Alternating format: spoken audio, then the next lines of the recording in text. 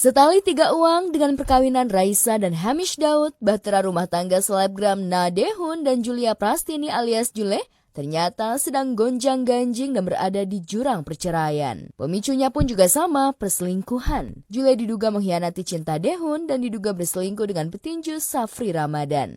Setelah mengalami pergulatan batin akibat dugaan perselingkuhan sang istri, Dae-hoon pun siap menjaga marwahnya sebagai suami dan ayah dari ketiga anaknya dengan mengajukan gugatan cerai ke Pengadilan Agama. Kabarnya Dae-hoon sudah menggugat cerai Jule ke Pengadilan Agama Jakarta Selatan.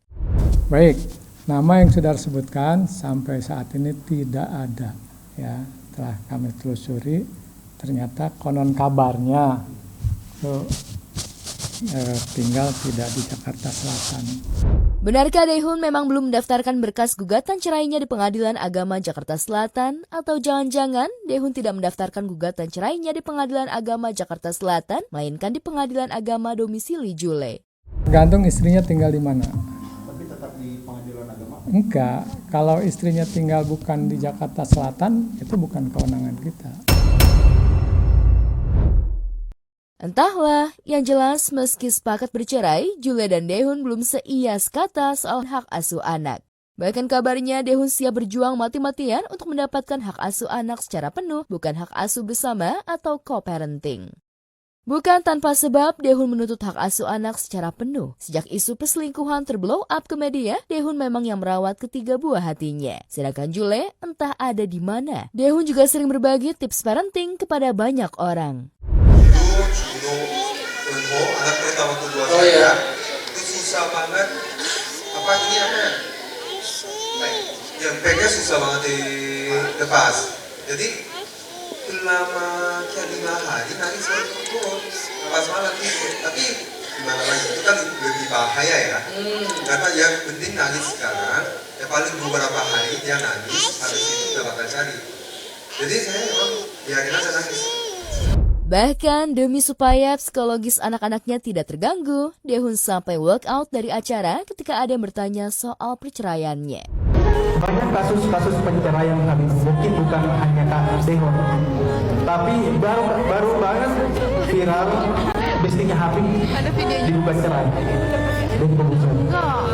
Nah, pertanyaan saya, kenapa hal-hal perceraian itu seakan-akan kayak mainan gitu? Pertanyaan saya kemudian, bagi kita kalangan jomblo ini, walaupun punya pacar mungkin tapi belum dinikahi. Belum juga gugatan cerai terdaftar di Pengadilan Agama dan Majelis Hakim menjatuhkan vonis cerai. Nah, Dae-hoon sudah banyak dijodoh-jodohkan sama selebriti berstatus janda, Ria Ricis dan Ryuka Bunga.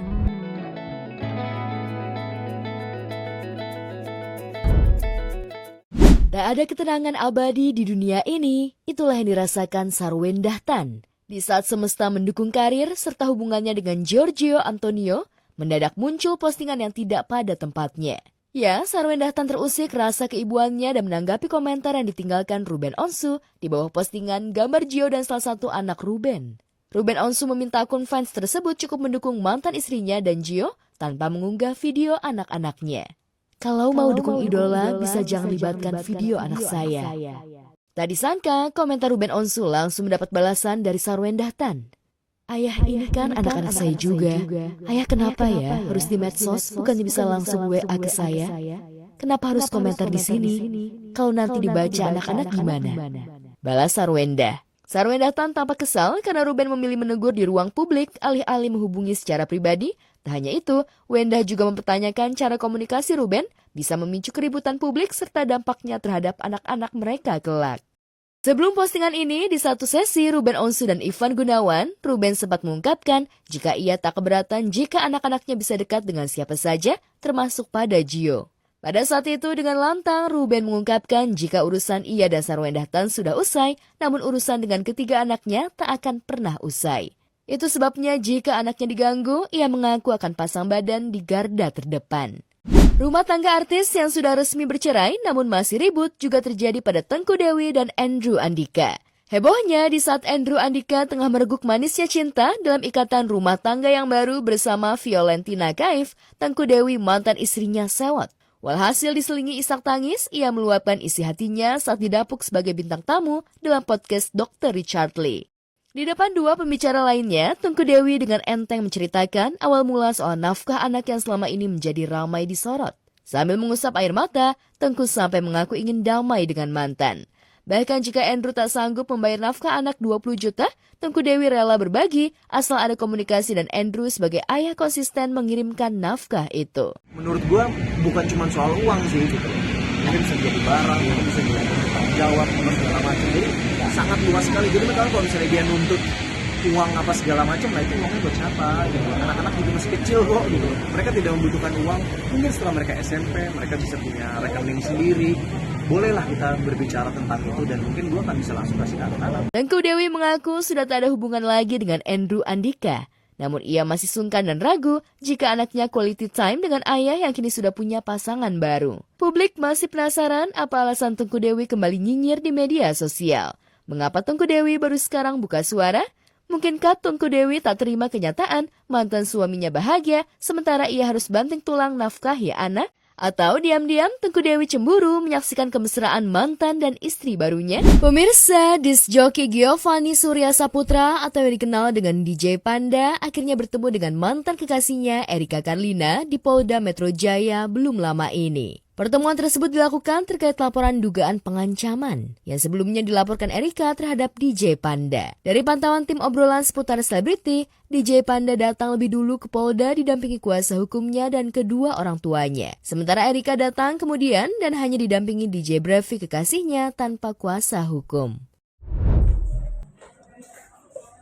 DJ Panda jalan didatangi Polda Metro Jaya. Bang, dikit bang. Bang, dikit aja, Bang, dikit bang, Bang Marsha. Erika bisa ada sedikit aja. Setelah ini ya, setelah ini Ke kedatanya. ada pemeriksaan bareng sama DJ Panda, Kak. Diduga pertemuan keduanya itu untuk membahas upaya damai dan penyelesaian secara restoratif justice yang kini tengah diupayakan pihak DJ Panda. Namun sayang, upaya yang ditempuh DJ Panda tak disambut tangan Erika. Benarkah Erika masih tetap dengan keputusannya membawa dan melanjutkan kasus pengancaman itu ke jalur hukum? Agenda hari ini apa nih kak? Agenda hari ini nggak ada sih, cuman dapat undangan buat restoratif justice aja. Berarti damai nih kak? Damai ini nggak ada. Nanti aja dilihat selanjutnya ya.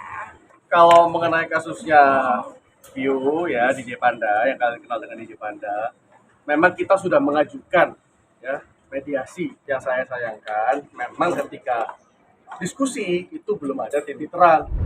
Momen tersebut menjadi pertemuan kali pertama sejak viral pengakuan Erika yang diduga hamil dari hubungan asmaranya dengan DJ Panda. Pasca pengakuan tersebut, Erika melaporkan DJ Panda ke polisi terkait dugaan pengancaman. Sementara itu, tak banyak keterangan yang diungkap DJ Panda usai pertemuan dengan Erika. Ia hanya berharap mendapat doa terbaik agar permasalahannya dengan Erika bisa selesai dengan baik. Mungkin doain aja yang terbaik kok. Teman-teman ya.